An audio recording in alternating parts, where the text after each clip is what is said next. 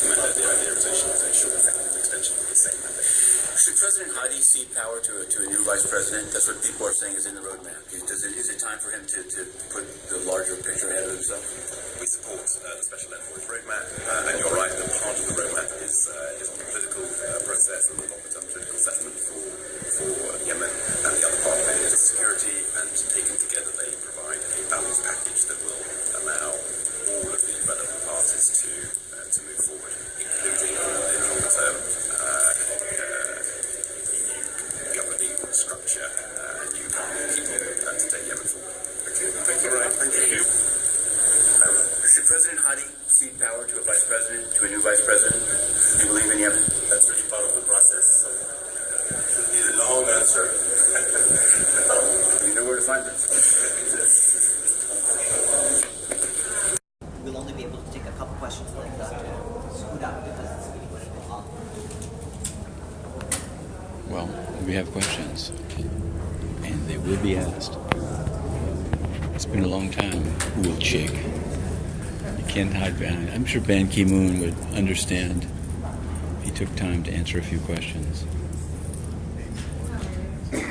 Get ready. Here he comes, Mr. Ould Cheikh Ahmed.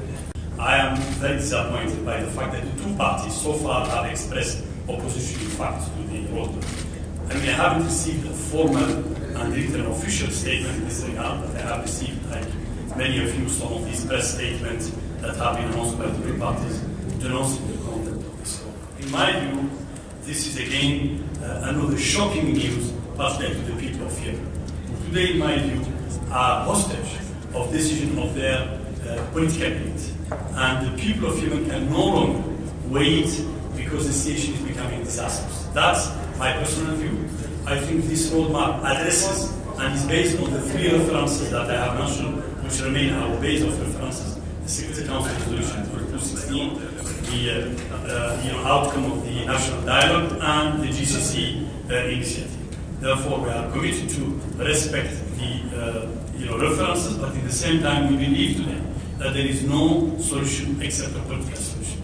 In this regard, regarding your specific question, do we intend to start rectifying or making a modification? No, we have no intention in this regard.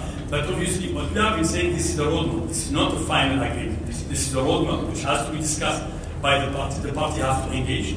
I'm particularly inviting also the Mufti and the GPC to engage on the security side, which we haven't seen them really positively engage on. The response I have seen, which is probably not official, they are actually reversing, saying that the political element has to come before the security element, and in my view, this is a very disappointing position. But in the same way, I'm also calling upon President Hadi and the legitimate government to engage positively and to consider this roadmap as a good start for discussion.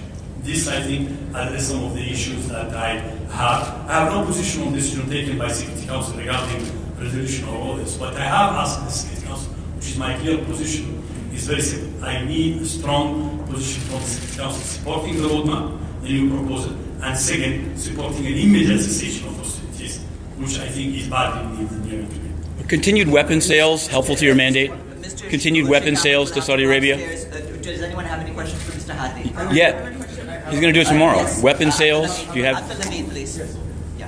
Thank you. According to the new plan, it looks like the power of the president and his legitimacy are compromised. That's why apparently he rejected it right immediately. So what do you see? How do you see the role of the legitimate president after Hadi if this plan goes through? This roadmap calls on the parties to have a comprehensive plan for the solution. We have to understand that you should not take one part separate from the rest of the plan. The first part of the plan calls on security arrangements that have to be made in Sana'a, Gaza, and Hudaydah. And it's only following these elements that a plan of also arrangement for political roadmap have to come in. Among these plans is indeed there is the possibility of for the parties to agree on a new vice president who will be running the transitional period, but with President Hadi obviously remaining also as president until a new president is elected. I think these elements are there and it's part of the party have to discuss. But I think what is very important, so of course it requires painful concession from all the parties. There is no way we can resolve the solution with the suffering we have heard from our humanitarian colleagues. We cannot deal with the current situation if we don't accept that all parties have to make today concession, and that's what we are asking for. I would like to thank you for your attention. The U.S. fueling planes from Saudi Arabia, is it helpful to your mandate? Hold on. Are you taking questions? Anyone? Any questions for Mr. Hadi? None. Yeah. All right. Check. Whoop. Guess I must stop here. So those guys can stand over there. Very nice, very nice. Well, are they? Let's see. Let's see where Mr. Envoy goes. Well, there he goes for his burning engagement with Ban Ki-moon. Unclear where he's going to have this burning meeting with Ban Ki-moon. So, two of the permanent members of the Security Council sell weapons to Saudi Arabia. One is refueling the planes as they bomb. No answer. So you'll see, under the Ban Ki-moon censorship order, inner city press has to stop here. These are Saudi journalists who are down the hall, any place. Now, the questions were asked by the Ban Ki-moon's deputy spokesperson, Farhan Haq. I don't know. Apparently consulting with Ismail Ould Cheikh Ahmed or on his own. You heard the questions? He even tried to give more. He wanted to give more, but the question of actual P2, UK and US, selling the bombs, as raised not only by critics, but by Security Council member Uruguay, said who was buying the bombs, who paid for the bombs.